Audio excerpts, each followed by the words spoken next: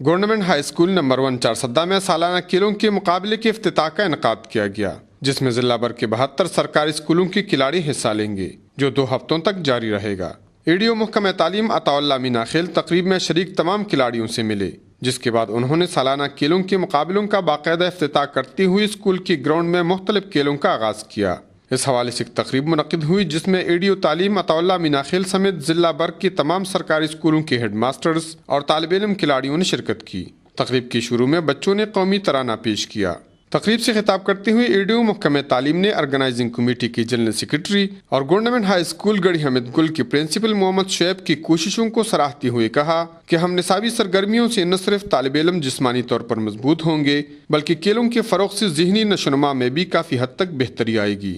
انہوں نے طلبہ کو تلقین کرتے ہوئے کہا کہ کھیلوں کے مقابلوں میں حب الوطنی کا ثبوت دے کر ملک کا نام روشن کریں۔ انہوں نے امید ظاہر کی کہ ضلع کی سطح پر کھیلے گئے مقابلوں میں بہترین کارکردگی کے حامل کھلاڑی صوبہ خیبر پختونخوا میں بھی فرسٹ پوزیشن حاصل کریں گے، جو ضلع چارسدہ کے تمام اسکولوں کے لیے فخر ثابت ہوگی۔ کفایت اللہ، اے نیوز، چارسدہ۔